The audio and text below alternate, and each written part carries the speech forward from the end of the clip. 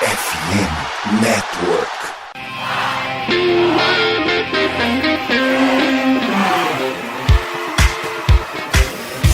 Doutrina! Touchdown, Steelers! A vitória será dos Steelers! Essa aí já era! O Pittsburgh Steelers continua vivo! O Pittsburgh Steelers vira o jogo! Um dos maiores jogos de todos os tempos no futebol americano! A vitória do Pittsburgh Steelers!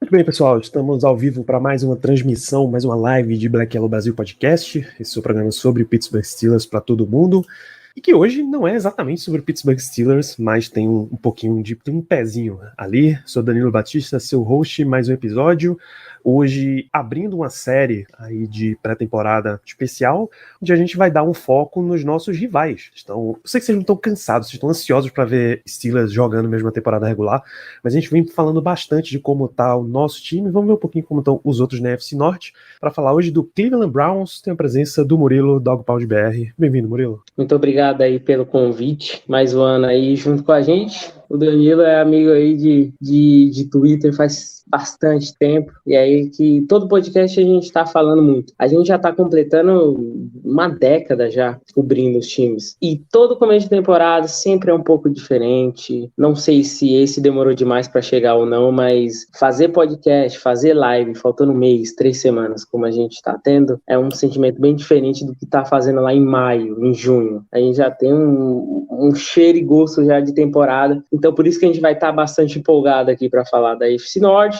dos Steelers e do Browns. Isso, e como a gente já teve os primeiros gostinhos aí de temporada, as coisas só ficam mais e mais fortes, esse cheiro, com também um cheirinho de temporada. Amigo Léo Lima, muito boa noite. Boa noite, Murilo, bem-vindo. Boa noite, Danilo, o pessoal que tá chegando aqui na live, que tá nos ouvindo também, podcast.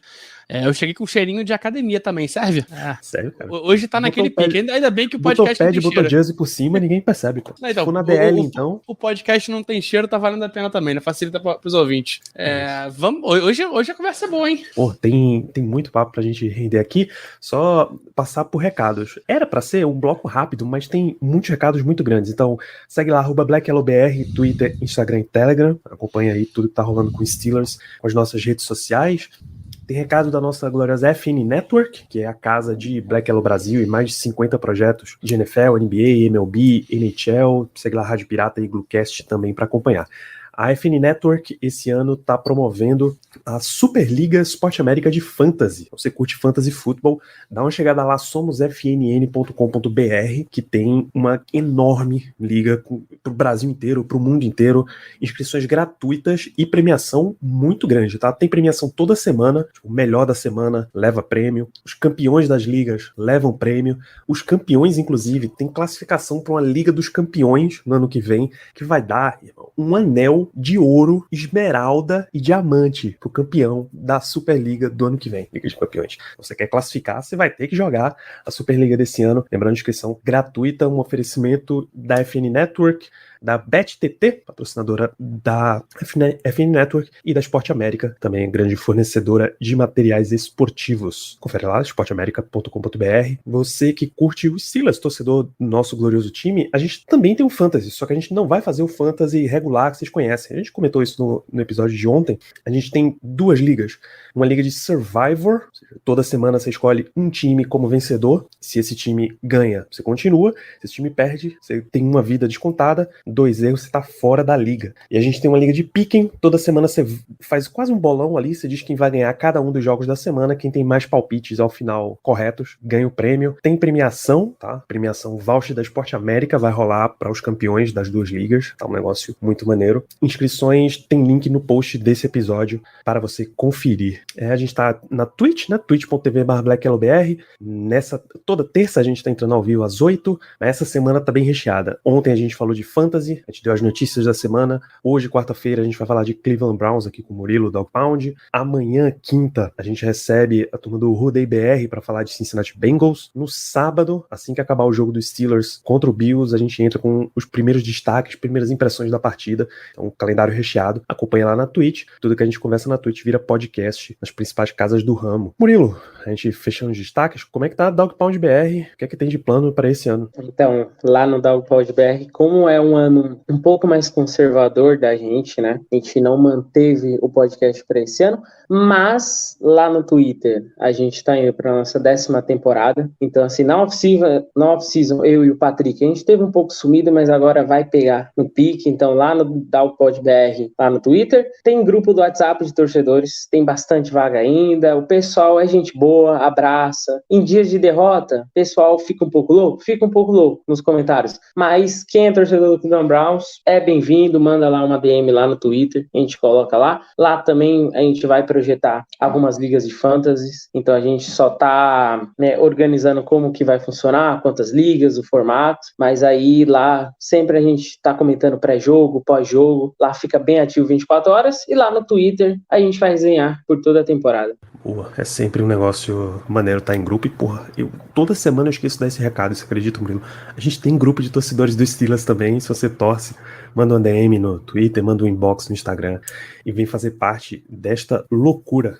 E só citando do anel do Super Bowl, teve uma vez que eu tava indo assistir um jogo de NFL lá no Santos Paul's Bar, lá em Pinheiros, aí um torcedor lá viu eu com a jersey e tal, e chegou, torcedor do Patriots, ele tinha um anel do Super Bowl cravejado de perto, é absurdo. Até me impressionei que ele mostrou pra mim, eu fiquei, É irado, cara, se quem tiver a oportunidade de passar por perto de uma boa forma de passar é ir no estádio, tem o museu do time, tem um anel bonitão por lá. Enfim, nosso objetivo neste programa de hoje é falar de Cleveland Browns 2023. A gente pode começar dando um cenário, dando uma referência com o Browns 2022, Murilo. Foi uma campanha de 8-5, uma campanha de 7-10, desculpa, 8-5 era a previsão antes da temporada, com um 7-3-1 pro Jacoby Brissett e mais uma complicação aí.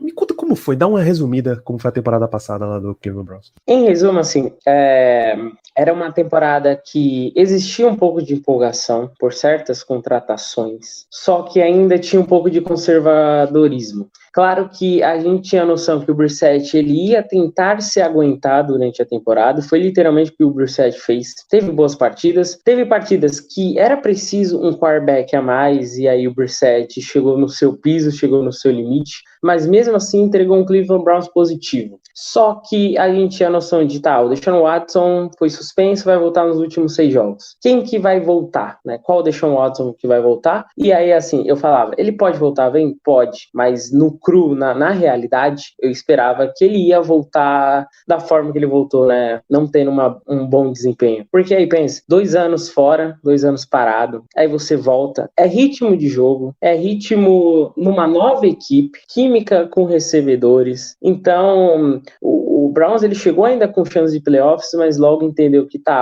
o ano é o ano seguinte, até pro Deshaun Watson é o ano seguinte. Tinha condição de ir pros playoffs? Tinha. A gente perdeu muito jogo por causa da defesa. Por causa da defesa, por falta de comunicação. Era uma defesa mal treinada. E o esquema do Joe Woods não era bom. O Joe Woods ele morreu com as visões dele. A defesa do Browns era uma das melhores em cobertura. O Joe Woods amou até o fim cobertura homem a homem. E alguns jogos, por exemplo, contra o Atlanta Falcons, a gente perdeu para um Mariota entregando o jogo, pelo amor de Deus. Contra o New York Jets, 2 touchdowns nas últimas 2 campanhas, por falhas coletivas na defesa. Então teve jogos ganháveis, dava para chegar na pós-temporada? Dava. Mas o pensamento do Haslam, o pensamento do Andrew Berry de contratar o Watson, era pensando nessa temporada a partir de agora. Se conseguir chegar na pós-temporada no ano passado, tudo bem, mas todo mundo ficou em paz em Cleveland. A partir de agora, aí é a pressão nua e crua. Só pra confirmar, tá? A temporada do Browns ano passado foi 7-10, só que os números que eu dei de 8,5, 7-10, 8-8-1 foram contra o spread, era questão de aposta, no caso. Então, não é exatamente o que conta é o que aconteceu de verdade lá no campo. 7-10, o Deshaun Watson estreou na semana 13 em Houston, certo? Então ele carrega 3 vitórias, 3 derrotas e mais 4 vitórias com 6 derrotas pro Jacob Brissett. 4-7. 4-7, exatamente. A essa hora as contas já vão ficando difíceis. Então, Não, e o engraçado, Danilo, o Murilo tava falando muito da defesa do Browns. Foi uma defesa que melhorou com o Deshaun Watson estreando, né? Começou a conquistar turnovers, segurou um pouquinho mais os times, né? Se deu menos jardas, e ponto principalmente, né? Então, tu acha que essa mudança, e a gente sabe que a defesa desse ano é completamente reformulada, talvez metade do time seja novo, né? Nessa defesa. Você acha que essa mudança de chegando um quarterback realmente titular vai impactar mais para esse ano? Ou acha que só de mudar os jogadores já vai dar certo? Então, chegou numa fase da temporada que, assim, em certos períodos dos jogos, o Brissett não conseguia manter a bola, né? Segurar essa bola. A defesa do Browns era uma defesa que cansava demais. Sofreu com lesões, mas era uma defesa que cansava demais. Essa dos turnovers, desde a temporada que a gente foi para os playoffs, né, com o Baker Mayfield ainda, era uma defesa que se concluía de, não, é uma das melhores em turnovers. Só que, eu cito que, uma defesa que você vê que recupera muito a bola, é ótima, é linda, é maravilhosa, todo mundo queria ter, mas a defesa do Browns era 8 ou 80. Ou era uma campanha que tinha um turnover, ou então era uma campanha que pelo menos cedia field goal, que não tinha bastante controle. Então, hoje em dia, eu cito que eu aprendi a rever meu conceito de defesa. Por mim, assim, a defesa desse ano, eu desejo uma defesa que não tenha 300 turnovers, só que consiga controlar mais o jogo, consiga punch, do que uma defesa bem 880, seja líderes em turnovers, só que não entrega controle, equilíbrio, como essa defesa do ano passado fez. É isso, até porque gerar turnovers não é uma coisa que é muito consistente de um ano pro outro, né? Não é um número que dá pra manter, tem muito disso que é sorte, tem muito posicionamento, tem muita técnica, mas tem muita sorte também. E às vezes quando sai apenas assim, a turnover saindo só do Denzel Ward, faz muito mais parte do Denzel Ward do que da defesa coletiva. É verdade. Quantas interceptações a gente não viu que a bola desviou na mão de um wide receiver ou desviou na mão de um corner do Steelers e caiu no colo do Minka pra ele interceptar. É um negócio que não é sustentável em longo prazo ter muito turnover. É sempre bom, mas você não pode contar só com isso. Você tem que ter um nível geral melhor. Vamos falar de free agency um pouquinho aqui. O Browns tem um número razoável de perdas. Jacob Brissett foi pro Commanders, o Taven Bryan foi pro Colts, Jadeveon Clowney saiu como free agent, também ainda tá sem time. Um dia desse fez teste no Ravens, inclusive. Ronnie Harrison, safety, saiu e acho que ainda tá sem time também. O Kareem Hunt saiu e foi ele assinou com o Saints. Agora, deixa eu ver, o Greedy Williams, corner, saiu, foi pro Eagles. E o Chase Winovich foi pro Houston Texans. Dessa turma tem alguém que faz muita falta, Murilo? Assim, do máximo, o Ronnie Harrison, que era um cara que já sentia um pouco do físico, só que ele conseguia cobrir muito bem esse passe. O máximo. Os grandes nomes daí, o Jadeveon Clowney, ele produziu muito bem no primeiro ano em Cleveland. No passado ele já não produziu tanto, e ele veio como ser a segunda peça do Myles Garrett e tem uma produção parecida, não chegou nem perto nesse último ano. E o Kareem Hunt é a mesma coisa, ele chegou em Cleveland, foi um grande complemento do Nick Chubb. Já nessa segunda temporada, aí já foi a mesma coisa, a média baixou, chegou no momento que ele já não estava sendo tão importante para o jogo, que o Nick Chubb teve muito mais snaps, e o Browns começou até a usar o terceiro reserva, né? No jogo aéreo, começou a não ser mais ativo no jogo. Então, não tinha mais o que produzir, não dá para esperar mais renovação. Então, fora o Ronnie Harrison, nenhuma perda foi de chorar, de se esbravejar muito. Eu sinto uma perda que eu achei não que fosse ruim, mas como o Deshaun Watson ainda tem uma incógnita, eu não gostaria de perder o Brissett. E aí, levanta esse ponto até pro Steelers, né? O Steelers, hoje o Pickett é o quarterback 1, mas a gente ainda não sabe o que ele é. Então você perdeu o Trubisky pra gente. Eu sei que muita gente não gosta de Trubisky, mas é importante você ter um cara que sabe que se você precisar, ele vai entrar e ganhar um joguinho ou outro, que seja. Então, às vezes, pra hora na hora de chegar ali nos playoffs é o que falta, né? E foram quantos anos sem jogar? Foi quase 2 anos que bateu o total, né, de tempo sem o Deshaun Watson jogar, né? É muito tempo. Assim, durante a temporada eu falei, cara, com esse futebol americano que o Brissett tá jogando, ele vai conseguir uma vaguinha com um cara de desenvolvimento para uma passagem de novo. E foi o que aconteceu. E assim, por mais que a gente tinha essa certeza que o Brissett ia perder, tem o Dobbs, o Joshua Dobbs, que é a experiência. O Cleveland não quis tentar ganhar na força, né, do valor, e o Brissett também não ia ficar aqui para ser reserva. Ele sabe que ele ia ter condições de arrumar vaga em outro time, evidentemente. Então, realmente, o Browns deu uma trabalhada no time para melhor, e aí, se a gente fala de saídas, a gente tem chegadas também, né? O Joshua Dobbs vem do Titans para ser esse quarterback número 2. Marquise Goodwin ainda tem aquele perfil de velocidade vindo de Seattle. Maurice Hurst Jr., defensive tackle, eu particularmente gosto muito. O Juan Thornhill, do Chiefs, baita nome, safety. Dalvin Tomlinson, vindo do Vikings. E o Rodney McLeod, safety, vindo do Colts. Os grandes destaques aí de chegadas. Tem mais ainda, hein? Tem mais. Tem Zadarius Smith, vindo também do Vikings. E Shelby Harris, né, vindo do Seattle, né? Então, esses pra mim são os 2 principais nomes, inclusive, dessa free agency do Browns, né? O que você acha, Murilo? O Elijah Moore, wide receiver, veio do Jets também. Boa. Assim, separando defensivamente primeiro, McLeod, ele vai trazer um pouco de experiência para essa área de linebackers, e essa área de linebackers era preciso um pouco mais de experiência ali. Ok. Ajuda pro Myles Garrett, esse foi o foco do Andrew Barry. Ajudar o Myles Garrett, porque assim, passar até na live que a gente fez na Casa do Corvo, eu citei aqui, parecia que temporada passada o Myles Garrett ele era o tutor. Não, você olhava Alex Wright, você olhava, era o Togiai, você olhava, tô até esquecendo o nome dos calouros do ano passado, mas assim, o Myles Garrett, ele olhava para trás, só tinha gente nova, sem produção, aí eu olhava pro Clowney, é o Clowney, só que não produziu também.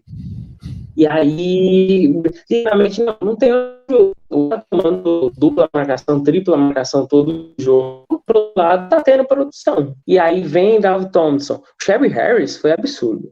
Eu olhei o tape dele, não é possível que esse cara tava livre na free agency. A senhora Zadarius Smith, e principalmente esses caras para dentro da linha defensiva, porque Cleveland sofreu com o jogo corrido ano passado. Perdeu vários jogos contra jogo corrido adversário. E esses caras ali pelo interior da linha vai fazer bastante diferença. Mas a minha melhor contratação foi o Juan Thornhill. É de um calibre de Super Bowl. É um cara que ainda assim ditou o ritmo da cobertura de passe, da marcação profunda de zona do Kansas City Chiefs.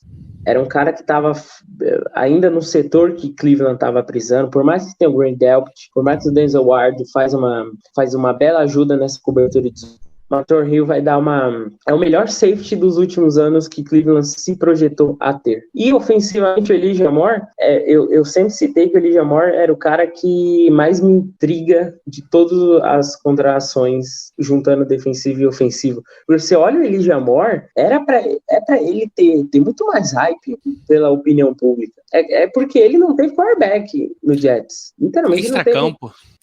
O extracampo. O extracampo dele é bem complicado. Ele brigou com todos os técnicos que passaram no Jets. Acho que isso pesou bastante também, né? Então, mas eu citei lá no Twitter que ele ainda estava inserido um pouco no caos. E eu acho que ele sabia um pouco do valor dele e os quarterbacks que ele jogou não ajudou. Ele vai estar num cenário muito mais tranquilo de saber, não, agora eu tenho um quarterback que eu possa produzir, e ao começar a produzir, eu acho que não vai dar essa pane nele, essa pane de personalidade. Além de ser um problema constante no Browns, né? Quanto tempo o Browns não consegue ter 2 wide receivers que realmente estão produzindo em um nível alto? Mesmo quando tinha Landry e Odell, sempre tinha um abaixo, nunca estavam os 2 bem, né? Grande chance desse ano engatar, pelo visto. E se pensar, o Moore veio para ser, se bobear, nem o segundo recebedor, o terceiro dele, né? People Jones na frente dele. Então é um cara ainda mais para se produzir. E se juntar o Cedric Tillman vai produzir esse ano, aí pronto. Aí é um complemento que valeu uma segunda rodada.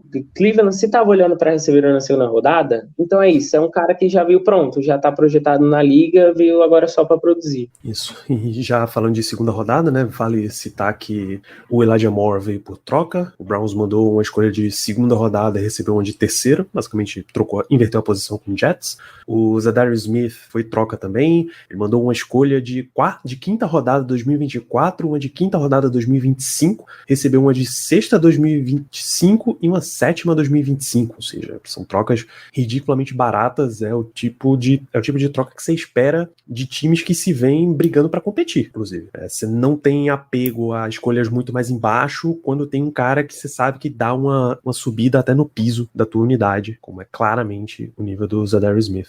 E draft. O Browns, ele ainda tá meio apertado com a questão a troca do Deshaun Watson, né? Não teve escolha de primeira rodada, a de segunda foi pro Jets, a de terceira rodada foi para Houston também, e aí você tem Cedric Tillman na terceira rodada, wide receiver de Tennessee, Siaki Ika de Baylor também na terceira, Dawan Jones, tackle de Ohio State, e Isaiah Maguire, defensive end de Missouri, na quarta, o Dorian Thompson-Robinson, quarterback de UCLA, e o Cameron Mitchell, cornerback de Northwestern, na quinta, e o Luke Whippler, center de Ohio State, na sexta. Para onde vem destaques aí do draft, Murilo, que se não foi tão no topo, mas o Browns se mexeu bastante. E assim, rapidamente, outra coisa que eu sempre amo citar, depois que a gente assistiu, né, o Quarterback, a série documental da Netflix, é literalmente, defesas ganham campeonatos, mas especificamente linha defensiva, porque é lindo com o episódio de dor, né, do Kirk e do Mahomes, que as piores partidas, as de mais caos dele, eles estão reclamando de sec, estão tomando pancada. E aí, cara, nessa AFC você precisa contratar gente que vai causar nesse pocket. Então, esse é o ponto específico. Eu citava, não, Cleveland tem que contratar ajuda pro Garrett. Pronto.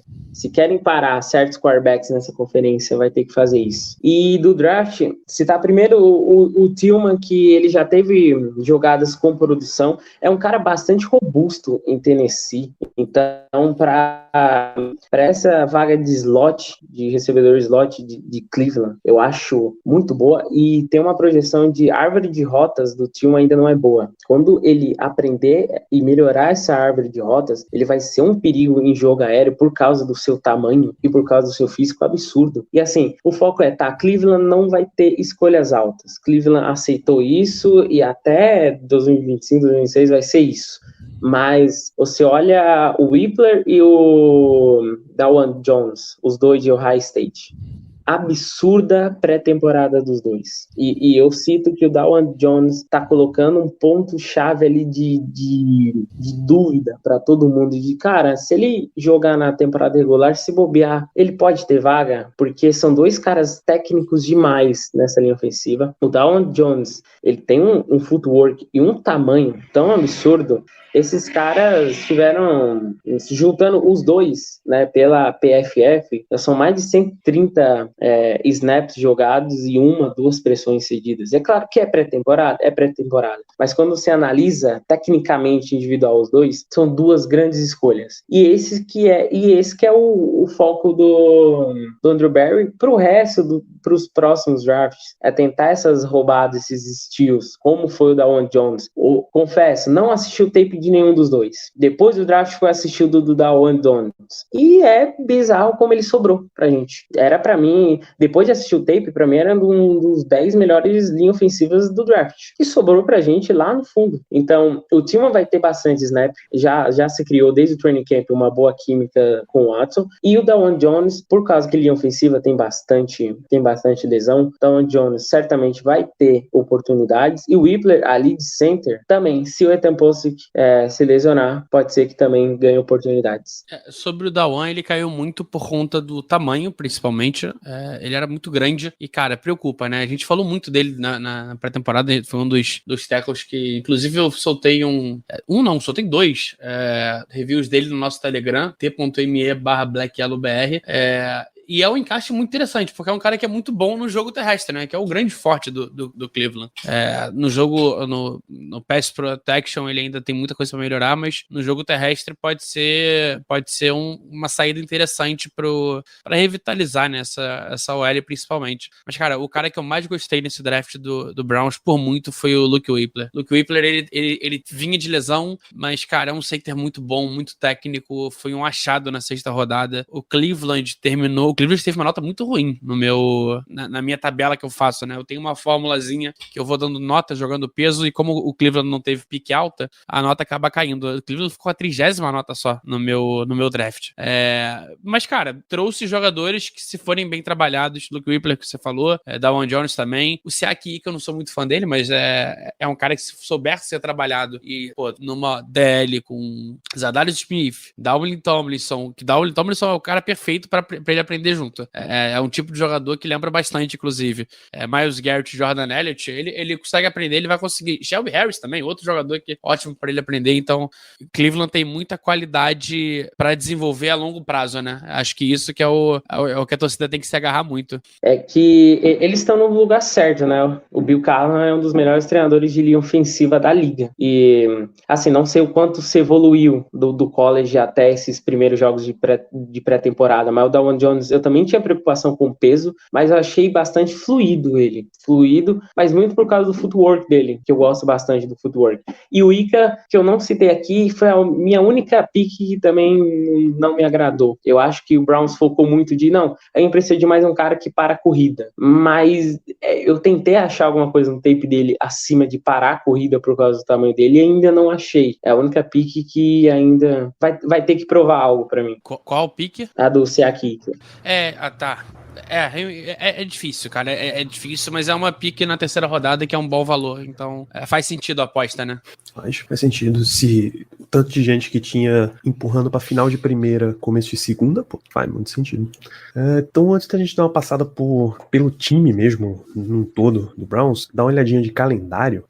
Tem um trecho que já abre o calendário, que normalmente a NFL até te permite mudar um pouquinho os teus rumos de temporada, mas é um setor muito sinistro para você garantir que isso vai acontecer caso comece errado. Vou citar, semana 1 abre a temporada recebendo o Bengals, semana 2 vai a Pittsburgh para um Monday Night Football, semana 3 recebe o Tennessee Titans, semana 4 recebe o Baltimore Ravens, e aí já vai para bye week na semana 5, volta com o San Francisco 49ers, tá? Chegar na semana 6, já tendo passado por bye week, se você tiver numa situação muito apertada, pode degringolar a temporada de um jeito inacreditável, mesmo sabendo que o calendário pra frente dá uma aliviada boa. Assim. Você acha que é aí que tá o setor crítico do ano do Browns? Assim, desses jogos, eu colocaria apenas o Browns é favorito apenas contra Pittsburgh e Tennessee. E ainda assim, né, eu até postei no Twitter, né, hoje, que saiu, não sei se vai ser a spread, né, nacional, porque cada casa tem sua spread, mas Pittsburgh favorito por 2 pontos, que até me impressionei. No Highfield o jogo, né? E o fator casa eu acho que vai ser o caso, mas ainda assim o Monday Night Football, e já são 3 jogos de divisão, isso já vai dar um baque bastante, né, você sair negativo. Bye week de semana 5, né, bye week de semana 5 é muito complicado. Os últimos anos de Cleveland teve bye week lá na frente e a gente via que o time precisava muito. A gente já vai gastar logo numa semana 5 e volta contra São Francisco. Eu cito que... Contra o Colts, não? Contra o Colts? Não, São Francisco na 6, Colts na 7.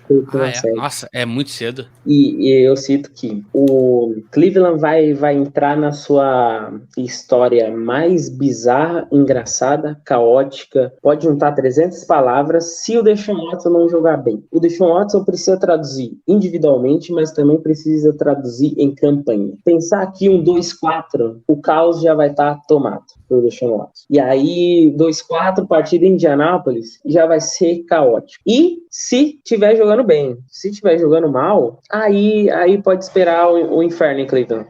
É literalmente isso. Mas é aquilo. Vamos ver como é que vai estar o Joe Burrow nessa primeira semana. Vamos ver quem é esse novo ataque. Provavelmente não, né? Provavelmente nem vai estar, né? Tem isso. Espero que ele... Pô, o Ja'Marr Chase não pediu pra você não jogar? Não joga, filho. Ouve. Falou semana 5, né? Então. Não, mas de verdade. Vamos ver como vai ter Pensando que Cleveland joga 2 jogos em casa contra Bengals, quer dizer, dos 4 jogos, 3 em casa, mas contra Bengals e Ravens em casa, dá pra sair um 2-2 aí. Não é absurdo pensar num 2-2. Eu vejo o Steelers ainda favorito por jogar em casa, principalmente, mas aí já vejo o Browns favorito contra o Bengals, porque o Bengals sem QB, e aí, qual vai ser? O Browns tá com o time mais forte, primeiro jogo, estreia em casa, tem toda essa mística, e o Bengals ano passado perdeu pra gente, né? Na primeira rodada, Danilo. Estreando também. Sim. Foi aqui ou foi lá o jogo? Foi em Cincinnati. Foi em Cincinnati. E perdeu. Então, e com o Burrow. Então, acho que nesse jogo contra o Titans, o Browns é favorito. 3-1, bem possível, mas acho que o 2-2 é o mais confiável, né?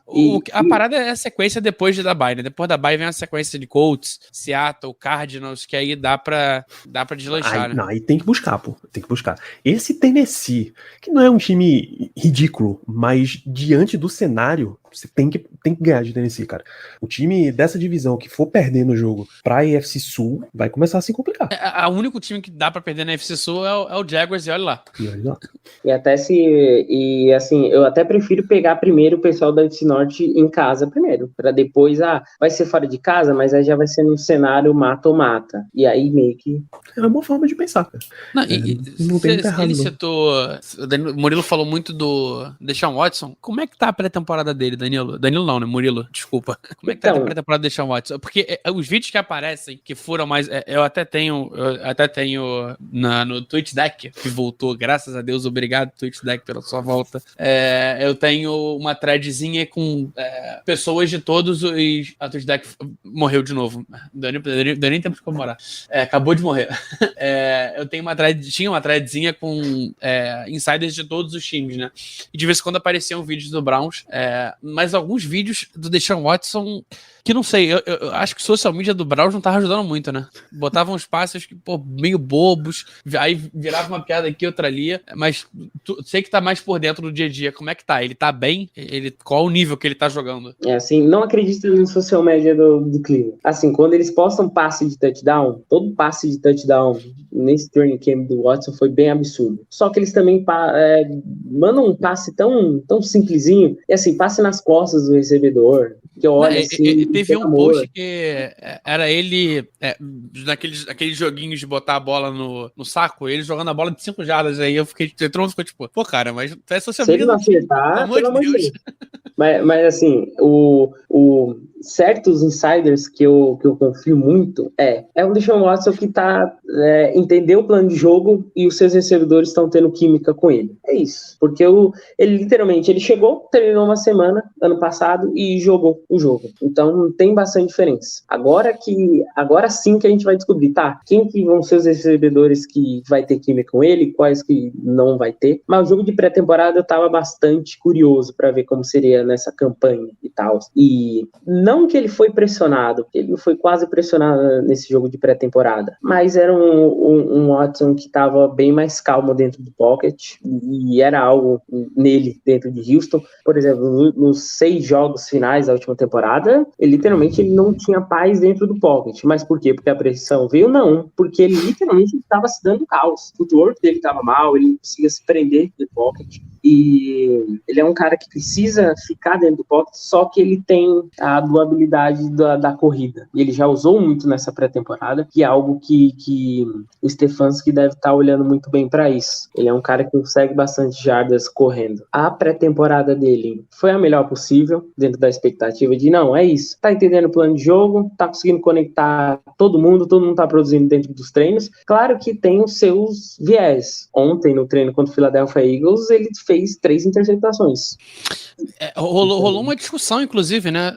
De que o time do Eagles tava batendo nele demais até. Então, a Mary Kay, ela citou no texto de eles fizeram um acordo de, chegou no quarterback, só dá o contato, não faz o sec, nenhum teco absurdo, nem nada. Pro lado de Cleveland, estavam fazendo isso com o Jalen Hurts. A Mary Kay A Mary Kay até cita não, os DLs e linebackers do Browns nem literalmente fizeram tackles no Jalen Hurts. Literalmente eles estavam na base do flag. Mas do outro lado, foram 2 sacks que deram polêmicas do Deshaun Watson.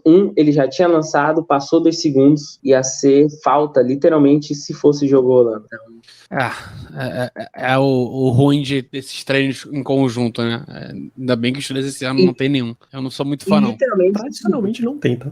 E literalmente tá falando do Deshaun Watson, né? Que tem isso, né? Tem todo o histórico também, que acaba pesando. Eu, se fosse DL, chegaria pra quebrar mesmo. Então, não tem como. Ele vai receber todo o amor possível dos defensores, das torcidas adversárias, um pouco mais do que outros quarterbacks. Cara, pessoal, pessoalmente, a gente tem esse posicionamento contra o Deshaun Watson. Lógico, a gente tá falando um monte do cara aqui porque o objetivo é falar do Browns. A gente teria essa posição, mas eu não acho que os jogadores têm esse lance não, cara. Eu acho que eles foram no sec muito mais num lance físico, de mostrar mesmo, tamo aqui, tamo em cima de você, do que o nossa. E os treinos são lá em Filadélfia, né? Por causa dos pacientes. Então, os treinos são em casa, tem tudo aquilo, deve ter torcida olhando, aí rola eu não acho que tem essa relação, não. É certo, jogador. É que NFL é muito. Eu entendo que não só mídia, mas os jogadores e os espectadores, o povo americano como um todo, eles lidam um pouco diferente com esse tipo de situação lá, né? Não é nem que passa um pano, mas eles... a maneira como como é que chama? O tribunal, o direito lá é visto, e eles dão muito poder, não muito poder, mas eles acreditam fielmente e acham que não tem como ter algum erro, por exemplo. Então, o que o juiz falou tá falado e ninguém toca mais nesse assunto. E foi assim com um monte de gente, né? Big Ben, Kobe Bryant, milhares de jogadores aí que passaram por esse tipo de situação. Mas acho que do que o Danilo falou, esse negócio de estar em casa, aí rola uma pegadinha mais outra aqui, tem uma torcida ali. É muito mais o lance do se mostrar do que é exatamente a questão fora de campo do Deshaun Watson. Você levantou um dos outros pontos que eu tenho listado aqui pra gente começar, Murilo. Vai parecer que a gente tá só massacrando o cara, sabatinando o cara, que é porque é rival, mas não é. É que se o Browns, em meio a uma sequência de vitórias, tem uma campanha muito forte, é basicamente tudo positivo. Toda a agenda é positiva. O técnico vira candidato a técnico do ano, porque ele finalmente conseguiu colocar o Browns numa trilha de muitas vitórias. O Myles Garrett vira candidato a jogador defensivo do ano. O Deshaun Watson vira candidato a MVP. Se a campanha é muito boa, a maré positiva é muito grande. Só que, se a campanha já começa ruim, a gente sabe, pelo histórico recente, que o front office do Browns não é uma das coisas mais estáveis do mundo. Para eles resolverem trocar a comissão técnica de uma vez, é rápido e mais. Esse ano, e pelos próximos 3, 4 anos, não tem como usar o quarterback de bode expiatório. Você não tem escolha para draftar um novo, você não tem como fazer troca, porque ninguém vai querer assumir um contrato 100% garantido do Watson, você não tem como dispensar, porque o dead money é gigante. Então, certamente, se começar negativo, sobra pro técnico. Você acha que esse é o caminho? Você acha que eu tô numa linha de pensamento certo, Murilo? Assim, pensando, o Jim Schwartz, ele sem pressão nenhuma, primeiro ano dele, é isso. É claro que vai esperar um pouco bem produtivo, mas é o que menos tem pressão. O Stefanski não. O Stefanski, eu coloco ele na lista de treinadores meio termo. Ele não tem toda a garantia, mas não tem a pressão absurda. Mas o alerta já pode ser ligado. E tá jogando uma temporada, tem certos detalhes do jogo dele que eu amo muito. Mas Cleveland vai até o fundo, Cleveland vai até o fundo do poço com o Deshaun Watson. Eu citei filosoficamente quando foi contratado o Browns, ele sacrificou, ele doou, ele entregou a alma dele. E agora é isso. Eu tô olhando o contrato dele, 2025 talvez seja uma chance de troca. Uns 40 e poucos milhões. Toma 45 de dead cap, salva 20. Cara, ainda é muito pesado. Em troca. Sim, em troca. Porque se cortar, toma 130 e ainda perde 72 de cap aí. sabendo que ninguém vai dar, por exemplo, uma escolha de primeira rodada porque tá pegando um contrato enorme. Mas aí estamos falando de uma 7ª rodada só pra abrir espaço de dinheiro, talvez. E aí, sei lá, 2025, tenta contratar um Kyler Murray da vida que vai estar sem contrato, talvez. Eu nem sei o quanto o que o Watson tem que produzir ou conseguir para não ser o futuro de Cleveland e ao mesmo tempo ainda conseguir ser uma moeda de troca. Porque pensar que, se a gente está pensando em troca em 2025 é porque o Watson deu muito errado. E aí só desse valor de 2025, não sei o que ele fez para alguma franquia dar esse valor. É isso, cara. É uma situação, você tá abraçado até acabar esse contrato. Que é a parada que os donos de NFL tentaram de toda forma convencer Cleveland a não convencer todo mundo, né? Uns convencendo aos outros a não fazer esse tipo de coisa. A dar contrato gigante 100% garantido, porque uma hora ia dar errado. Agora, a galera os donos têm que torcer para que o Watson dê certo, mas também não muito, porque se ele dá muito certo, a próxima galera que foi renovar já vai dizer, pô, o cara lá deram um contrato garantido, deu certo, a gente quer também, esse 100% garantido. O caso uma coisa os jogadores estão recebendo, os quarterbacks estão recebendo renovação, mas estão jogando. Cleveland, literalmente, ele deu 100% para um cara que tava parado, que não sabia se ia voltar, quando que ia voltar. Acho que a única situação que foi o que eu citei, de que deram a grana e o cara não deu em nada, que foi o Kyler Murray, né? Que foi, pra quem tá muito quente aqui de áudio, a câmera do Murilo caiu, pensei que tivesse caído da cadeira. Mas foi o Kyler Murray, foi uma situação de cara que recebeu o dinheiro e, cara, o Kyler Murray joga 6 jogos e depois ele vai jogar Call of Duty, né? Vira streamer. Então, ainda assim, a contrato dele é muito mais fácil para qualquer suposta troca, corte que seja, né? Cara, foi um movimento muito ousado do Cleveland. Apostou os próximos 4 anos da franquia em que o Deshaun Watson vai voltar a jogar o que ele já jogou. E, cara, o Deshaun Watson, antes de todo o caos, ele era um quarterback top 10, quiçá top 5 da liga. Assim, eu 2 anos parado é muito tempo, né? Eu falo que, sei lá, uma referência, Cleveland não comia chocolate, ou comia chocolate bem vagabundo. Aí experimentou Nutella pela primeira vez, foi quando o Baker foi pros playoffs. Aí desesperou. Aí não vão comprar mais aquela Nutelinha, vão comprar aquela de R$50. E eu ainda acho que eu sou um cara que, desde o college, eu gostava muito do Baker. Eu acho que Cleveland podia ter apostado um pouquinho mais nele. Ele nunca teve um técnico ofensivo que ele foi ter no último ano um técnico ofensivo que ajudasse. Porra, Léo, que assim, mesmo que você vá por estatística, por técnica, por tática, o Murilo vai confirmar isso pra mim, Cleveland colocou o Baker num cenário de que, bicho, tá tudo ajeitado pra você. A linha ofensiva tá perfeita. O grupo de recebedores tá... Todo mundo inveja o nosso grupo de recebedores. O jogo corrido te ajuda, desafoga um monte. Você tem tight end, você tem running back, a defesa vai te recuperar um monte de bola e te devolver. E não rolou, cara. Mas coisas aconteceram, né? A OL começou a machucar um aqui, outra ali, a defesa começou a jogar nada, machucou todo mundo, o grupo de recebedores resolveu, foi o que eu falei, o Odell machucou, e aí teve toda aquela treta do pai, querer trocar ou não, Jarvis Landry desaprendeu a jogar bola do nada, era um cara que eu adorava no Miami, teve um ano bom em Cleveland, depois um ano ruim, foi isso? Foi isso, né? Não sei, sei lá, eu teria tentado mais um aninho, porque, cara, foi tudo muito caro essa troca do Deshaun Watson, e aí, ignorando tudo que aconteceu extra-campo, cara, 2 anos sem jogar, tu dá 3 primeiras rodadas, paga um salário totalmente garantido, foi muito ousadia, cara. Eu não gostaria que meu GM ousasse em um jogador nessa situação. E aí, de novo, ignorando o extra-campo, falando só do cara dentro de campo. É muito ousadia. Mas vai que dá certo. Se der certo, o cara vai ser o gênio da história do Browns, estátua, Draft Day 2, vai ter tudo pra ele, né? Trade Day 1, eu tenho Draft Day, eu tenho Trade Day o Cleveland Browns também, né? Assim, o Baker é tão exótico que eu já nem sei que ponto de eu culpo ele, não culpo ele, eu resumo nisso. Mas assim, sem contar o extracampo, o Watson era um cara que eu só não iria por esses valores e contrato 100%. Mas o Cleveland tava com um time e o projeto era, pelos próximos anos o time vai estar ajeitado, não tem como draftar um quarterback ou contratar um quarterback mediano que tenha bastante dúvida na free agency. Eu acho que o Watson ainda assim ainda dá pra jogar futebol americano? Ainda assim era a melhor opção falando futebolisticamente. Meter um all-in bonito. O ditado que eu tava procurando é quem nunca comeu melado quando come se lambuza. Essa é a analogia com a Nutella. E não teve a sorte, talvez, né, do 49ers, né? Que fez a mesma troca, pagou, tirando o contrato, né? Mas pagou 3 escolhas de primeira rodada pra subir, pra pegar um quarterback e, pelo visto, foi achar o quarterback no Mystery Relevant, né? Acontece, faz parte.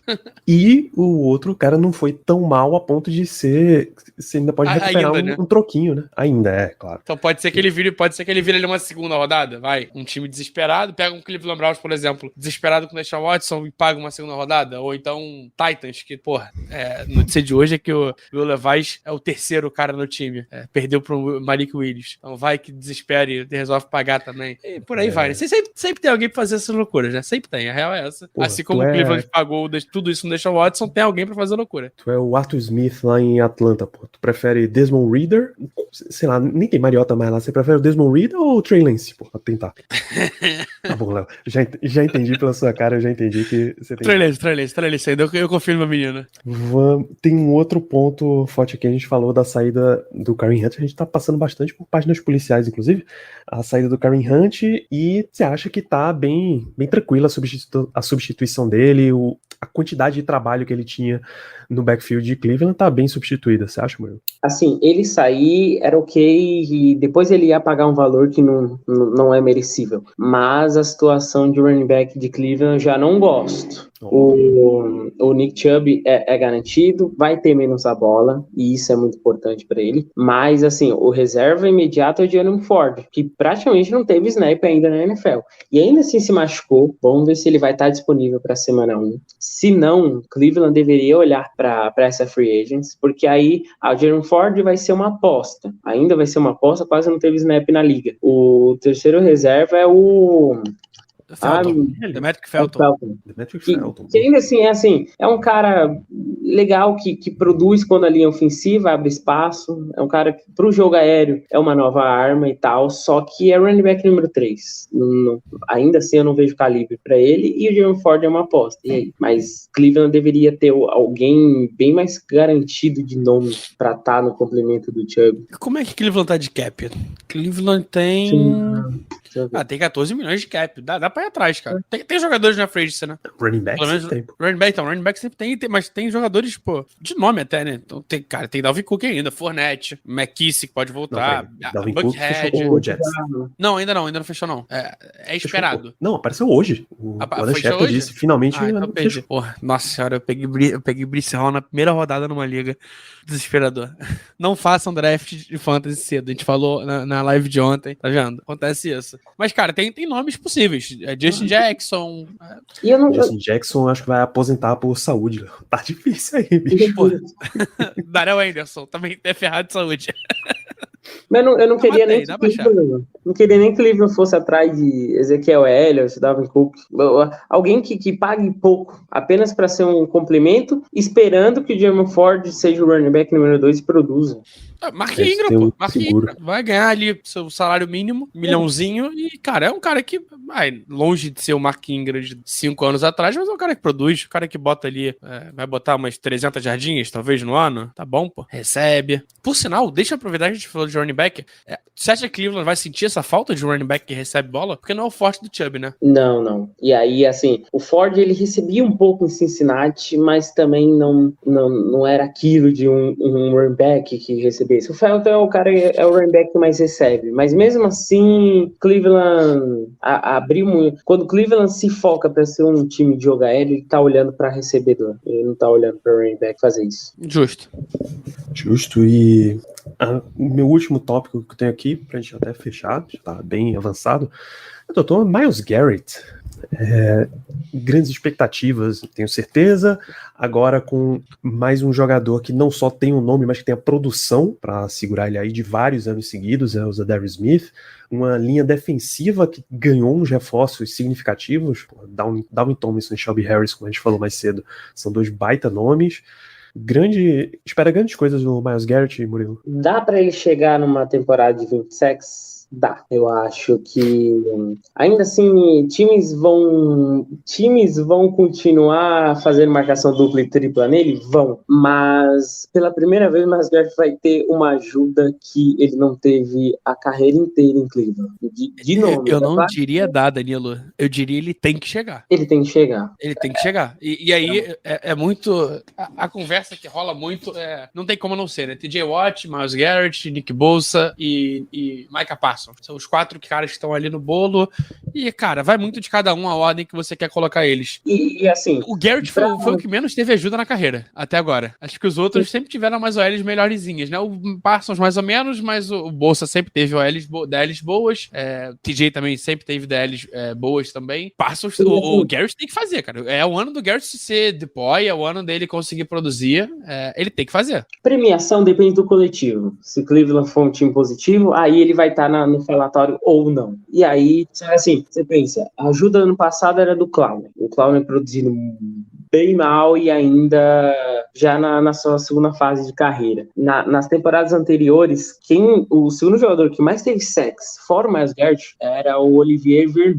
Já bem diferente do Vernon do New York Giants. Então, assim, tem nome. É claro que Dalvin Thompson, Zadar Smith, esses caras têm que produzir da forma que a gente vê a carreira deles e o tape. Mas se eles produzirem individualmente, olhando pelo lado do Myles Garrett, ele precisa aproveitar esse menos olhar de marcação para ele. 18 a 20 sacks vira uma obrigação. E aí é o mesmo pra cá também, né? Quer dizer, a obrigação do TJ Sanders é ficar saudável, mas a gente tá esperando aí também pelo menos 18 a 20 sacks. Voltando no ano de lesão, a gente sabe que é um pouquinho mais confuso, mais complexo, mas acho que é a nossa expectativa, né, Danilo? Alguma coisa diferente? Acho que não, né? Os Steelers eu não espero mais temporadas de 20 sacks do TJ, porque eu espero muita distribuição. Essa é a diferença. Eu espero ele jogando num nível que conseguiria 20 sacks, mas eu espero que seja bem espalhado. Talvez 20 sacks totais, contando o meio comum. Tipo isso, sabe? Aí já é até pouco, né? O Steelers costuma trabalhar de 50 sacks pra cima. Não. TJ Watt. Em vez de contar meio... É porque, por exemplo, a PFF, ele não conta meio sack. A PFF conta... Quando tem meio sack, a PFF conta que teve um sack. Entendeu? Cada vez que o QB, o jogador saqueia o QB, não importa se é junto ou com alguém, eles contam como um sack. E aí, depois, no final, eles fazem a conta do time separado. 20 sacks somados aí, juntando tanto pro TJ quanto pro Myles Garrett. É um número meta bom, né? E o Garrett tendo menos snaps também, porque o Garrett de 75% de snaps não vai acontecer, e ele tá numa decrescente, e o Myles Garrett de 2 anos atrás, eu sentia muito, e até ano passado tem muito disso. O Garrett no segundo tempo ele produz menos, porque dá pra sentir que ele cansa muito e ele já não é mais o mesmo jogador no segundo tempo. Isso que o Cleveland precisa ajeitar, porque assim, segundo tempo que o decide, ele não tá bem, e aí a quantidade de snaps vai diminuir, principalmente no primeiro tempo. É coisa que a gente vê exatamente o contrário. O TJ Watt é conhecido por ser um cara que fecha jogos. Os Steelers, a gente perde as contas se for o jogo que foi concluído com vitória graças a sacks do TJ Watt na última campanha. E vale lembrar que o Garrett, a gente sempre fala dos nossos grupos, por exemplo, que é um absurdo que a imprensa veja o Garrett na frente do TJ Watt. O grande absurdo é que eles vejam o Garrett muito na frente do TJ Watt, porque todos os posts nas últimas 2 ou 3 off-seasons até, ou seja, antes de temporada dessa lesão aí do TJ, era papo de, não, o Garrett é um Hall of Famer garantido, tá super encaminhado para ir pro Hall da Fama. TJ Watt, já não sei, uma sala de espera ali, se a classe for muito favorável e tal. O Garrett tá longe de ser ruim. O Léo falou aqui, ele é um dos elites da posição. São 6 anos, 4 temporadas de All-Pro. Inclusive, 2 no primeiro time, 2 no segundo, mas são 4 temporadas de All-Pro pro Garrett. O lance que a gente sempre espera é que os dois sempre joguem em alto nível, e a gente sempre gosta quando colocam o nosso na frente, pô. Vai dizer que não. Vai dizer que não. Então, Murilo, pra gente ir fechando, qual é a tua expectativa em termos de campanha pro Browns esse ano? Lembrar que a AFC Norte enfrenta a AFC Sul e a NFC Oeste. tem uma quantidade boa de jogos ganháveis aí nesse meio do caminho. O que é que você tá esperando de campanha? Eu vou citar até o primeiro dia da temporada, que Cleveland dá para buscar a divisão? Dá. Com um bom começo, dá, mas ele tá correndo por fora. Para mim, Ravens e Bengals são a primeira prateleira, Steelers e Browns bem no finalzinho da segunda prateleira, já buscando a primeira. O foco é o wildcard, por mais que quando eu olho os times que eu penso que vão estar brigando pela wildcard, Cleveland é um dos grandes favoritos para conseguir roubar uma dessas vagas. Essa é a projeção. Mas, como a gente já tem 3 jogos diretos contra a divisão, se a gente rouba uma vitória contra o San Francisco 49ers e depois daí o calendário melhora, dá para começar a sonhar por divisão. Mas eu falo para todo torcedor de Cleveland, olha pela wildcard primeiro. Vamos ver também Cincinnati Bengals, como é que vai ser com o tempo sem Joe Burrow. Quando o Joe Burrow voltar, como é que ele vai voltar? Esse ataque do Ravens, né, focando menos no jogo terrestre e agora dando a bola para o Lamar Jackson passar. Como é que vai ser o Lamar Jackson passando muito mais do que as últimas temporadas? Então, de começo, wildcard, mas não dá para saber, eu não tenho nenhuma visão concreta do que vai acontecer nos ataques dos outros 3 times da divisão. É literalmente isso. É uma incógnita. E, pô, se Cleveland estiver na briga aí por vaga, ele tem uma reta final de temporada muito boa, tá? Eu vou citar aqui. Semana 13 ele joga em Los Angeles contra o Rams, que costuma ser um jogo, vai ser um jogo acessível, mesmo em LA, tá? Aí recebe o Jacksonville Jaguars, você vai enfrentar um time de playoff, um time bom, é bom que você esteja em casa. Recebe Chicago, dezembro. Vai a Houston na semana 16, 24 de dezembro. Vai jogar contra o Jets em casa, e Jets não dá pra saber se nesse ponto da temporada o Jets engrenou ou não. E fecha em Cincinnati, que ou pode ser um jogo, se tá tudo bem, pode ser um jogo disputando divisão, pode ser um jogo que o Bengals já esteja classificado, por outro lado. Então existe uma chance de que esse jogo seja acessível mesmo sendo lá em Bengals. E pensando, Chicago e Houston, em semanas específicas que ali precisa vencer os 2 jogos, quem tá pensando em playoffs. É um cenário, principalmente em Houston. Se ampliar, inclusive, vai sendo bem bonzinho, semana 12 em Denver contra o Broncos, semana 13 em Los Angeles contra o Rams, aí tem Jacksonville no meio, recebe Chicago e vai a Houston. São muitos jogos fora, muitos jogos indo até a Costa Oeste, até mais, é bem acessível essa sequência aí, cara. O Sharp Football, ele sempre faz análise de calendário, né? Ele coloca o Browns como na metade, 16º calendário mais fácil da liga esse ano, um pouquinho abaixo da média, porque tem 2 calendários muito fáceis que são de Saints e Falcons, essa divisão aí é muito fácil como um todo, mas é a segunda calendário mais fácil da NFC Norte. Só Steelers em primeiro ou 8º, Browns em 16º, Bengals 20º e Baltimore 21º. Nenhum dos piores, né, calendários, nenhum dos 4. Então, daí você já tira também que quem quiser levar a divisão vai precisar de muita vitória, quem quiser pegar wild card vai precisar de muita vitória, porque os outros da divisão devem vencer bastante, vai jogar a FC Norte bem pra cima. Menos de 9 vitórias não tem como sonhar com wild card, né, esse ponto. Isso. Não dá. Eu diria que com 10 existe uma chance boa de não rolar. Então, acho que esse é o nível da AFC. A não ser que a AFC chegue num nível de disputa tão grande que a nota de corte, as campanhas se igualem muito, né? Então ele fica ali no 9.8, mas acho que a nota de corte vai ser o 10.7 e ainda assim o 10.7 não é garantido, não. Ao mesmo tempo que você pode distribuir muita vitória por aí, a nota de corte dos times de elite dentro da conferência é bem alta, cara. É fácil ver quem é o time de elite e quem não é na AFC. Na NFL como um todo, mas principalmente na AFC. Então, tem todos esses fatores aí. Então é isso, o Browns realmente briga ali por vaga de wildcard. Fechamos? Você tem mais uma aí na sua lista, Léo? Na sua cabeça? Cara, não, pior que eu tenho até uma lista anotada, mas eu queria perguntar de lesão, cara. Browns foi um time que sofreu muito com lesão ano passado, principalmente na secundária. Secundária teve problemas de se acostumar por conta disso. Greg Nilsson teve problema de lesão já na carreira. Grant Delpit teve problema de lesão. Denzel Ward problema de lesão. Você acha que a tendência esse ano é melhorar? Você tem algum medo disso acontecer de novo? Até porque, se a gente para pra pensar, a AFC Norte tá virando uma competição chatinha entre wide receiver e cornerback, né? O Steelers tem um bom grupo de wide receiver, Bengals talvez tenha o melhor grupo da liga e o Ravens tá montando o grupo. Definitivamente é um grupo, né? Então, o que tu acha aí dessa secundária? Você acha que vão ficar saudáveis? Assim, o Nilsson foi o menos preocupante da última temporada. O Denzel Ward faz um bom tempo que ele tem um pouco de inconsistência com esse lado de lesões. Já não é um cara que dá pra se confiar muito. E o Grant Delpit é literalmente lesão o que separa de eu dar todo o meu aval de esperança pra ele ou não. É literalmente...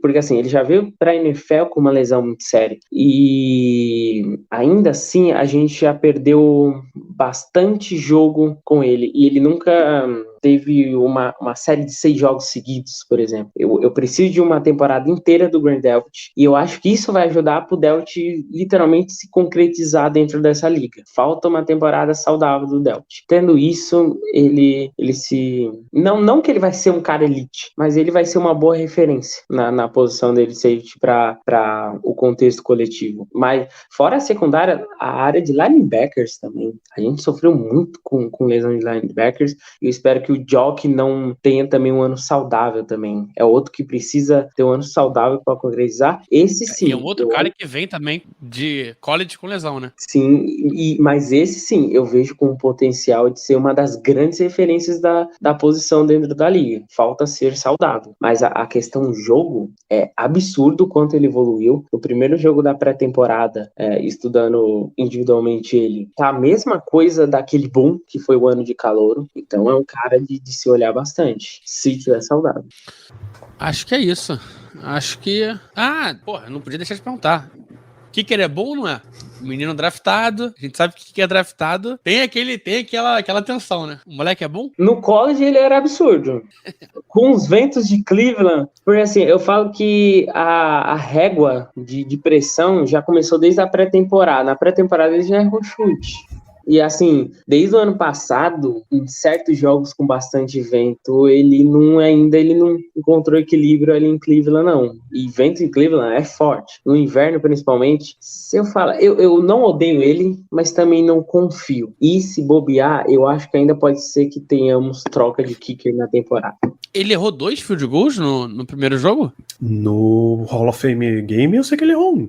Eu acho que ele errou 1. É que também, assim, eu confesso, eu não assisti o jogo inteiro. Às vezes eu só pego o tape e olho certos jogadores. Mas pelo que eu vi ao vivo, ele errou 1. Eu lembro de no começo ele ter errado 1, sim. O Browns ganhou o jogo, mas ele errou. E foi bem feio e nem tinha tanto vento. E ali eu já... meu Deus do céu. É isso. No treino ele acerta tudo. Vai por mim. Ele contra o Eagles foi 5-5. Não, bom saber que eu não vou arriscar ele em liga nenhuma, não. Nem tem hit. Boa, bem lembrado. É isso, cara. Obrigado, Murilo. O Browns é um dos times mais intrigantes dessa próxima temporada. Tem umas interrogações bem grandes, apesar de ter uns caras que são muito certeza. E bom pra gente abrir essa série falando contigo. Muito obrigado. Olha, prazer imenso novamente estar aqui. E para você, Danilo, para você, Léo, para os torcedores dos Steelers, quem vier do Browns assistir o podcast também, uma ótima temporada. No final das contas, assim, eu falo que eu tenho o sentimento, tá, a moto não vai estragar essa despedida, mas eu tenho o sentimento de não rivalidade até a semana 1. Começou, eu confesso que eu odeio um pouquinho meus rivais, mas antes eu imagino aquela visão de todo mundo abraçado, todo mundo feliz porque tá voltando, e o sentimento é muito bom. A rivalidade a gente deixa para o domingo que inicia, mas de agora falta muito pouco e todo dia falando de futebol americano já tem um clima de... A gente vai ter que falar de tudo rápido, porque chegou naquele domingo, aí vai vir 8 jogos ao mesmo tempo, aí, pelo amor de Deus, que caos. É o que tá faltando. Rivalidade, eu sempre encarei o seguinte, pra todos os esportes, inclusive, tá? Que rival, pra mim, é muito bom ganhar dele lá dentro do campo. Se é na minha casa, na casa dele também, a mim pouco importa. Mas e com todo mundo saudável, né? Exatamente, eu quero ganhar do rival quando ele tá no melhor mesmo. Quando o cara tá realmente em cima, no pedestal, é dali que eu quero derrubar ele. Mostrar que eu tô melhor ainda. Gastar tempo na rivalidade, você pode até gastar, mas pelo menos na gente que tá do lado de cá produzindo, não tem absolutamente efeito nenhum. Eu vou estar me trocando com o Murilo, por exemplo, na internet. Não tem nem jogo rolando, pô, pelo amor de Deus. Assim, a nova geração da comunidade lá no Twitter tá tendo muito disso, mas... E fazendo meu jabá, DalgPodBR lá no Twitter. A gente tá lá, indo rumo à 10ª temporada na cobertura, 9ª com o perfil. Eu tinha um perfil antigo, que eu não sabia nem falar muito bem, mas se juntar os dois perfis, vai ser o nosso 10º ano falando de Cleveland Browns, 1 década. Então segue lá no Twitter. É isso, o Black Yellow Brasil tá aí desde 2014, então essa é a 10ª temporada, inclusive, também de cobertura. Podcast indo pra 8ª, cobrindo isso aqui. Tem chão aí já percorrido. Vamos pra casa, né, Léo? Que amanhã tem mais? Vamos pra casa amanhã. Cincinnati. Nosso amigo Conrad? Nosso amigo Conrad Aleixo está convidado. Conrad Aleixo. Vou desejar o mesmo pro Conrad, mas, Murilo, espero muito que o Cleveland tenha uma temporada com todo mundo muito saudável e que seja a primeira pick no draft. Quer dizer, né? A primeira pick não dá porque não pode. Melhor ainda. Mas brincadeiras à parte, esse tipo de rivalidade é uma rivalidade boa. Ele não caiu de novo da cadeira, o Murilo caiu de novo da cadeira. Cada vez que o telefone do Murilo cai, eu acho que ele cai da cadeira. Mas esse tipo de rivalidade aqui é legal, a gente conseguir debater, trocar ideia, conversar. A gente aqui na EFC Norte tem uma conversa muito legal, né? Estamos sempre gravando junto. Todo ano a Casa do Corvo recebe todo mundo e é sempre bom receber vocês também aqui na nossa humilde casinha. Isso, você falou de primeira pick que eles não tem tal, até bateu a dúvida se tinha sido a de Cleveland que Houston mandou pra Arizona, né? Não, foi a de Houston. Foi a de Houston. Deles mesmo. Pelo amor de Deus. Enfim, a situação de Houston, alguém vai ficar muito feliz ou muito triste com isso daí. Deixa essa galera discutir. Já fechando este episódio de Black Yellow Brasil, voltamos nessa quinta-feira, como eu disse, para falar de Cincinnati Bengals nesse nosso perfil. Vamos todos juntos numa temporada maravilhosa. Grande abraço para todos vocês. I'm Victoria Cash, and I want to invite you to a place called Lucky Land, where you can play over 100 social casino-style games for free for your chance to redeem some serious prizes. So what are you waiting for? The best way to discover your luck is to spin. So go to LuckyLandSlots.com, that's LuckyLandSlots.com, and get lucky today. At Lucky Land. No purchase necessary. VGW Group. Void where prohibited by law. 18+. Terms and conditions apply.